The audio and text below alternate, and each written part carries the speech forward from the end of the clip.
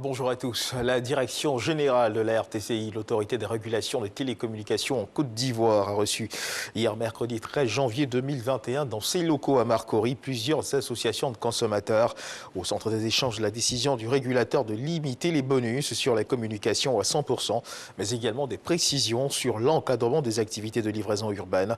Selon la RTCI, ces décisions prises ont pour vocation d'assainir la concurrence entre les opérateurs, assurer la protection du consommateur et favoriser le développement du marché de la téléphonie mobile. Dans l'enseignement supérieur, depuis le lundi 11 janvier dernier, la question des nouveaux frais d'inscription pour le doctorat fixé à 590 000 francs CFA contre 90 000 francs CFA les années antérieures divise les dirigeants de l'université et les apprenants. Qu'en est-il réellement de ces frais? Pourquoi une augmentation? À quoi serviront ces fonds? À qui profitent-ils? Notre reporter Sephora Zegui a rencontré les différentes parties prenantes pour avoir des réponses à ces interrogations. Un reportage que vous pourrez suivre à 13 h. Et puis, ce qu'il faut également savoir, c'est qu'il y a énormément de déperditions dans le recouvrement des recettes municipales en vue de capter toutes ces ressources qui disparaissent dans des conditions de flou total. L'Union des villes et communes de Côte d'Ivoire, l'UVIC aussi, en accord avec le gouvernement, a décidé de moderniser ces systèmes de recouvrement des recettes fiscales. Point clé de ce nouveau management vertu, la digitalisation des moyens de paiement, mais aussi et surtout la mise en route de nouveaux timbres. Ces timbres présentés à Abidjan vont permettre de multiplier les gains des communes au moins par 3. C'est ce que nous rapporte Lanciné Bakayoko. À compter du 1er février 2021, de nouveaux timbres hautement sécurisés vont être mis en circulation pour recouvrer les taxes municipales.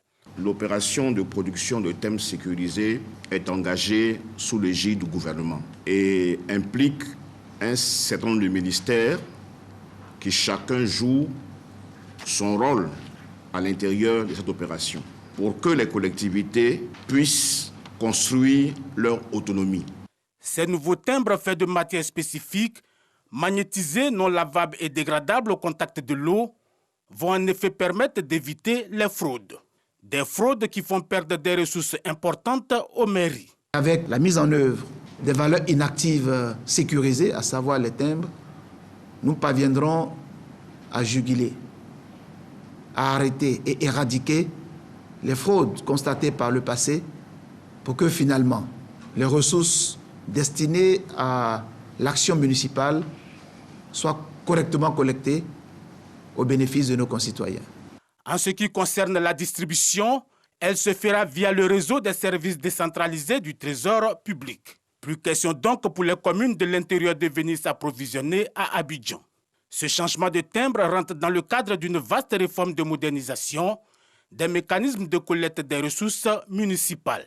La mise en œuvre de tous ces mécanismes permettra de renforcer à la fois les capacités de nos agents et d'autre part permettra une meilleure traçabilité de nos ressources, l'augmentation de nos recettes.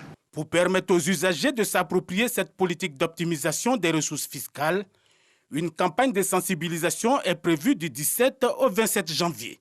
Des missions seront envoyées dans les 31 régions pour présenter le nouveau timbre et surtout expliquer le mécanisme de basculement.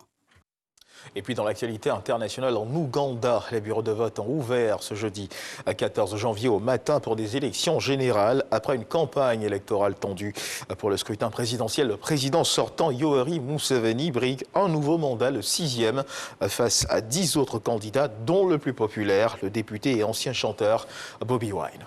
Et puis en Tunisie, ce qu'il faut également savoir, c'est que cela fait 10 ans aujourd'hui, jour pour jour, que le président tunisien Ben Ali fuyait son pays sous les cris de joie et d'espoir de la population tunisienne. Mais la pandémie du Covid-19 est passée par là et l'heure n'est plus aux célébrations de cette révolution sans précédent dans le monde arabe. Depuis hier mercredi à minuit, un confinement général a été décrété sur tout le territoire ainsi qu'un couvre-feu qui s'étale de 16 h à 6 h du matin et ce pour une durée de 4 jours. La grande majorité des Tunisiens, il convient de le rappeler, ont vu leur situation économique se dégrader.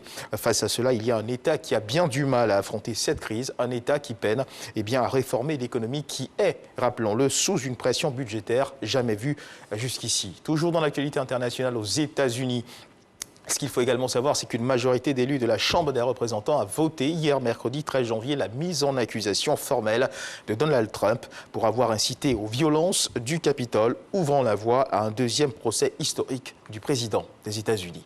Et c'est sur cette information que se referme ce flash d'information. Je vous retrouve à 13h pour le journal.